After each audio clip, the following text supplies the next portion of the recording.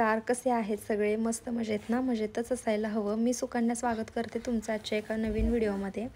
तर छान दिवसाची सुरुवात झालेली होती आणि हा व्लॉग आहे माझ्या माहेरचा, जो की मी एक दिवस शूट केलेला होता. पण मला एडिटिंग झालं, पण ज्यावेळेस व्हॉइस ओव्हर करायला बसले त्यावेळेस मग थोडंसं कसं तरी वाटलं. सो मी व्हॉइस ओव्हर केला नाही आणि म्हटलं पुण्याला गेल्यानंतरच मी हा व्हिडिओ तुमच्यासोबत शेअर करेन.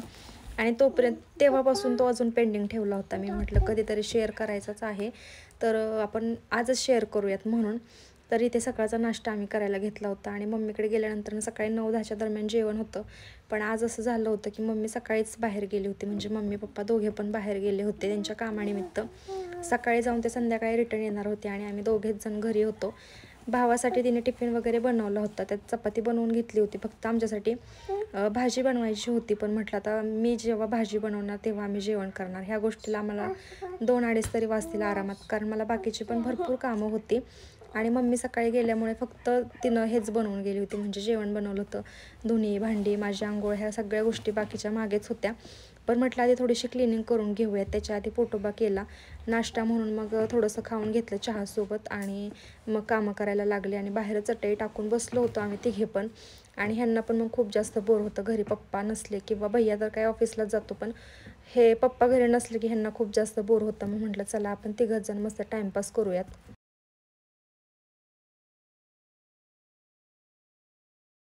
सासर असो किंवा माहेर, बाईच्या जातीला ना कुठेच सुख नसतं. कुठे पण जाऊ देत. अगदी आता माहेरी गेले होते ना, तरी पण मला कामं करायची ती करायलाच लागत होती. कारण एक वेळ म्हणजे अशी येते ना की आपल्याला स्वच्छतेची खूप आवड असते आणि मग तिथं समोर जाऊन धूळ वगैरे बघितली की मग आपली जास्त चिडचिड होत असते. त्याच्यामुळे ना मग मी कामं करायला सुरुवात केली होती सकाळी सकाळीच.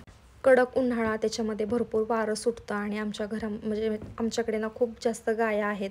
मग त्यांचं खायला वगैरे आणलेलं असतं. पालापाचोळा सगळा दारामध्ये जमा झालेला असतो. प्लस जी काय घराच्या समोर म्हणजे फरशी आहे आणि फरशीच्या खाली सगळं मातीच माती. सो मग आत बाहेर करताना सगळी माती इकडं तिकडे येते आणि सगळीकडं धूळ होऊन जाते. ह्या कट्ट्यावरती तर ना आमचं बसण्यापेक्षा जास्त सामानच जास्त असतं. म्हणजे काही पण गोष्ट आली ना कोणाच्या हातात की मग ती तिथंच ठेवली जाते. आणि ह्यावेळेस बऱ्यापैकी क्लीन होतं, कारण आत्ताच एक घरी कार्यक्रम झालेला होता, त्याच्यासाठी मम्मीने बरीचशी क्लिनिंग केलेली होती. पण जसं मला आवडतं तसं नव्हतं. म्हणजे त्यांचं ठेवणं असं असतं की चल ठेवून दे आणि नंतर कधी पण आवरता येईल, किंवा मग ते आवरायचंच नाही, अशा गोष्टी होऊन जातात. कारण ज्या महिला रोज घरी असतात त्यांना सगळं स्वच्छतेचं क्लिअर करता येतं. पण आता मम्मी माझी शेतामध्ये पण जाते, मग तिला एवढी स्वच्छतेचं काही जमत नाही. म्हणजे सकाळी गेलं की संध्याकाळी येणार आणि मग सकाळचं जेवण संध्याकाळचं जेवण करायचं, जी मोजकी कामं असतात ती करायची आणि मग उद्याचा दिवस मग आहे तोच सुरू होतो. त्याच्यामुळे क्लिनिंगला जास्त वेळ भेटत नाही आणि सणसुद्धा असल्यानंतरच फक्त क्लिनिंग जास्तीत जास्त होत असते. म्हणून मग मी जेव्हा जेव्हा जाईल ना त्यावेळेस माझं 2-3 दिवस तर माझं क्लिनिंग करण्यामध्ये जातात. मधले 2 दिवस राहायचं की चला तिसऱ्या दिवशी परत रिटर्न यायचं असतं. कारण मला तर आठवते की मी आता एक 5-6 दिवसाच्याच साठी मी तिकडं माहेरी जाते, किंवा कधी तर 2 दिवसासाठी जाते.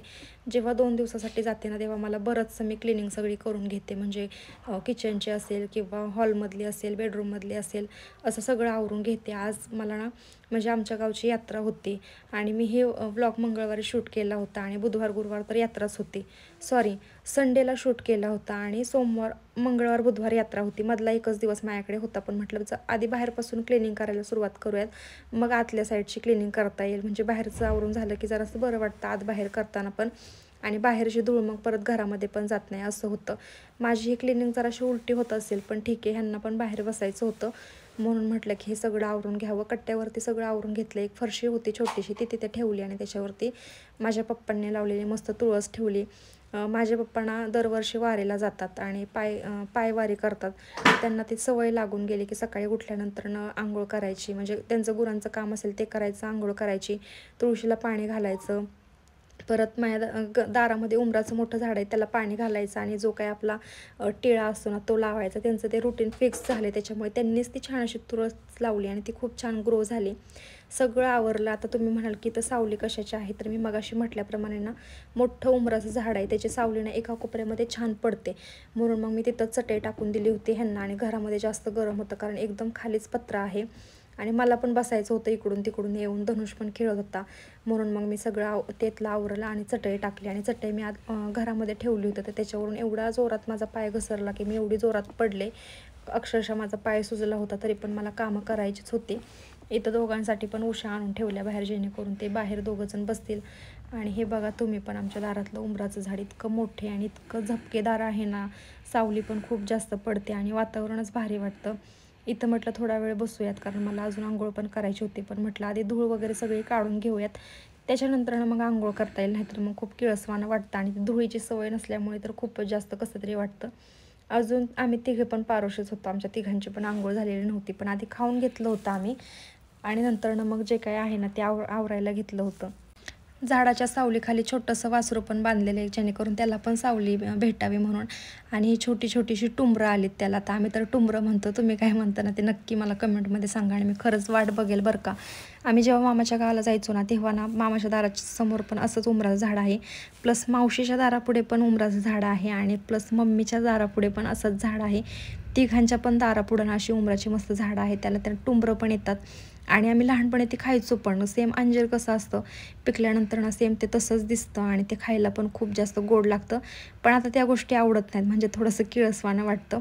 इथं मस्त बसून घेतलं, आणि आंघोळीला जायच्या आधीच धनुषने हट्ट केला की मम्मी मॅगी करून दे म्हणून. तिकडं गेल्यानंतर ना त्याला ह्याच गोष्टी बऱ्याचशा खायला भेटतात. त्याला मग दूध असेल, घरचं गाईंचं दूध असतं, मग तो दूध पितो, किंवा वरचं खायला असतं फ्रुटी वगैरे ते पिणं, आणि मॅगी, एवढ्याच गोष्टींवरती थांबतो. तर वेळेस मम्मी बनवून देते, पण आज मला बनवावं लागत होतं, कारण माझा नाईलाज होता. सगळी त्याची काळजी मलाच घ्यायची होती, कारण मम्मी घरी नव्हती. आणि जेव्हा मम्मी घरी असते ना तेव्हा सगळ्या कामं करायला मी खूप जास्त आळस करते.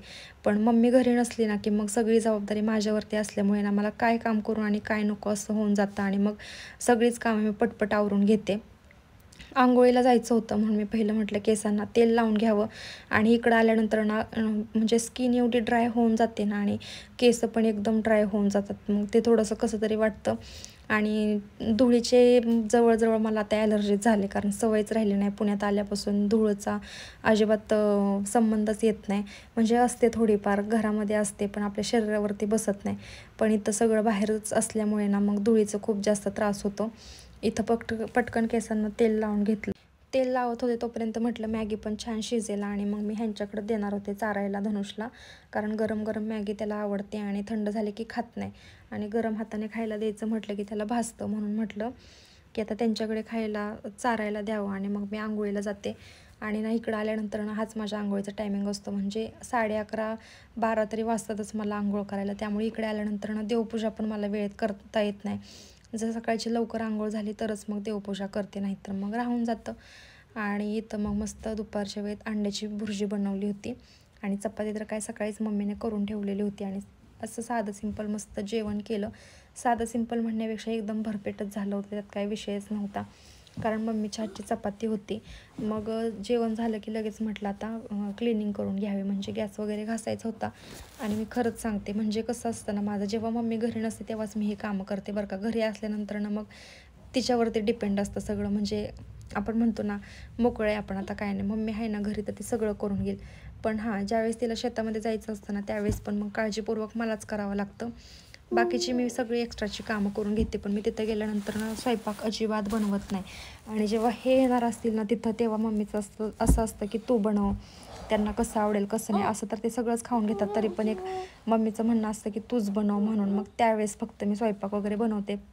फक्त भाज्या भाकरी तर मी कधीच बनवत नाही, मला आठवतच नाहीत. आणि मला भाकरी अजून व्यवस्थित जमत नाही, त्यामुळे मला पप्पांची भीती वाटते की काहीतरी बोलतील म्हणून. आणि पहिल्यापासूनच त्यांचं तसं होतं की म्हणजे मला अजून भाकरी व्यवस्थित बनवताच आली नाही. मग त्यांची पण कधीतरी जास्त चिडचिड व्हायची की हिला भाकरीच बनवता येत नाही. म्हणून मग मी तिकडे गेल्यानंतर ना काय असतील ना त्या भाज्या बनवते, आणि त्यात पण मग मीठ कमी जास्त होतं. जास्त तर कधी झालं नाही आत्तापर्यंत, पण कमीच होतं. अंदाजाने टाकायला गेलं ना किती व्यवस्थित तरी पण. इथं म्हटलं आता पहिलं गॅस वगैरे घासून घ्यावा, आणि गॅसमध्ये नेहमीच माझ्याकडून तर पाणी जातं, आणि ती माझी सवय आहे. मग परत ते डबल कुटाणा होतं, सगळं पुसून घ्या. सगळं पुसून घेतलं, त्याच्यानंतर ना फरशी निरमा टाकून घासून घेतली, कारण फरशी खूप जास्त काळी होते लगेचच्या लगेच. आणि रविवारच्या दिवशी म्हणजे शुक्रवार शनिवार रविवार 3 दिवस फुल डे लाईट असते, म्हणजे सकाळी 9ला आले ना की संध्याकाळी 5:30लाच जाते. आणि मध्ये आधी लाईट गेली तर जाते, नाही तर लगेचच येते मग गेली तरी पण. मग इथं भावानं त्याची गाडी आणली होती धुण्यासाठी, ह्यांनी पण त्यांची गाडी मस्त वॉश करून घेतली. मी पण दारामध्ये मला पाणी मारायचं होतं, म्हणून मी ह्यांची वाट बघत बसले होते की ह्यांचं कधी आवरल. भाचा पण मामाला छान अशी गाडी वॉश करू लागत होता. त्यांचं आवरून झाल्याच्या नंतर ना मी आमच्या गायांच्या खाली, म्हणजे इथं आमच्या दाराच्या अगदी समोरच गाया बांधतात. समोरचं जे दिसतंय ते माझ्या मोठ्या भावाचं आहे. तिथं त्यांच्या गाया वगैरे असतात आणि इकडं जिथं मी पाणी मारते तिथं आमच्या असतात. ही पांढरा बॉक्स जिथं तुम्हाला दिसत असेल ना, त्याच्यामध्ये त्याला ना भोत म्हणतात. म्हणजे गायांचं खायला, म्हणजे एक 2-3 महिन्यासाठी आपण कधी पण इमर्जन्सी असते, आपल्याला कुठं बाहेर जावं लागतं किंवा काय, आणि एकदम मका सगळी आणायची काढून आणि तिची कुटी करून ठेवायची आणि असा मस्त भोत भरून ठेवायचा. म्हणजे गरजेच्या वेळेस पण ऐन टायमिंगला आपल्याला ते खायला घालता येतं. असे 3 मोठे मोठे भोत भरून ठेवलेले होते.